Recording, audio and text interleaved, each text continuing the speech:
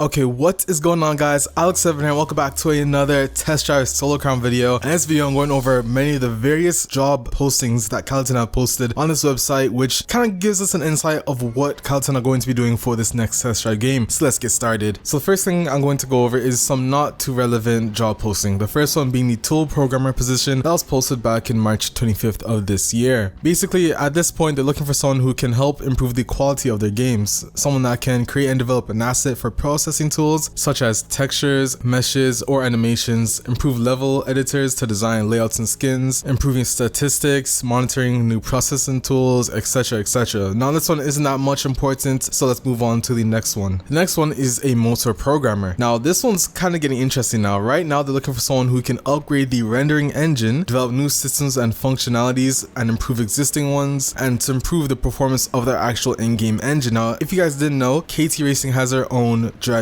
engine, which I've heard good things about from WRC8 as well as Isle of Man TT, especially considering that there has been such a big improvement in handling, etc. from WRC7 to WRC8. It's going to be quite interesting how the next test drive is going to turn out in terms of handling, and honestly I'm quite excited to see what they come up with in the next game. So now for the more interesting posting, and that is the network programmer. Now most likely this is going to be for the next test drive game because none of the other games that Kylotonn develops is MMO type. But looking at this, they're looking for someone to develop and improve the network functionality of a game, anticipate and resolve performance problems, and participate in the development and maintenance of network infrastructure. And of course, if you go down to the candidate profile, you can see someone who has already worked and has experience in a massively multiplayer game, which obviously is the next test drive game. So this one is pretty interesting. And at the same time, they're also looking for a lead network programmer, which is obviously just a managerial position for the previous ad. Now at the same time, they're also looking for a UX designer or user interface designer. This was posted back in April, so a while back, but what they're looking for is someone who can architecture the game interface, so menus, buttons, HUD, pop-ups, making sure the design is easy to use and all that other type of stuff. However, moving on to another post, which is honestly one of my favorite and most interesting ones, it's the economic game designer. Now for those of you who don't know, an economic game designer is basically someone who even says it right there, adjusts the balance of a game economy, sub the game mechanics to increase the player's engagement, and monitor their implementation in the game, as well as adapt the game economy based on analytics. Now why this is my favorite ad is because if you keep on reading, it says integrated into the development team of a massively multiplayer racing game, you'll need to work in close collaboration with the entire design team in order to perfectly integrate the design of the economy into the experience of the game. I mean, it even hypes up the position itself, saying it's basically the most ambitious part of a game, which in all reality it is, because what these guys do is they depend on how fun the game is, essentially. Forget the graphics, forget the physics. If the game's not fun, no one's gonna play it. So this is the person, the main guy, that's going to help them bring that to life. Now the more interesting part is on the bottom line, is where it says finally you'll be responsible for defining and implementing economic performance analysis processes and managing the balance between price of virtual goods and free content. Now at first I thought it meant like paid DLC or paid vehicles that could be in the game, but I'm not too sure that's what it's talking about. It may as well be free stuff that you're given in game, or the prices of a house, or the prices of a car, etc, etc. And if you look at the candidate profile, it's someone who has great online experience for multiplayer, social, or free-to-play games. Now obviously TU3 will not be free to play, but some of those experiences. So as you can see, this most likely all relates to the next test drive game, and they're pretty much doing a mass hiring, and they already have been for quite a long time. And I personally think that if they pull this off, it will be one of the greatest games of all time. And I think that the amount of effort they're putting into this just goes to show how much they're going to try and make this game the greatest of all time. I've seen a lot of people hating, saying, you know, just because it's published by Nakan or aka Big Ben, the game's going to be trash. But come on guys, at least give them some credit. I personally think Kylotonn is doing very well, and they've improved a lot over the past couple of years, especially from the WRC7 to WRC8 game. And who knows, WRC9 may be one of the best games as well for rally and dirt driving. But that's all I have to say, guys. Leave a like down below and subscribe for more TDU3 content, and follow me on Twitch where I will be streaming TDU2 content and Forza Horizon 4. The link is also in the description below, and let me know what you guys think about all these different ads. Do you think Kylotonn can pull it off or not? Let me know your reasons why. But that's it guys, I'm Alex7 and I'm out guys, peace.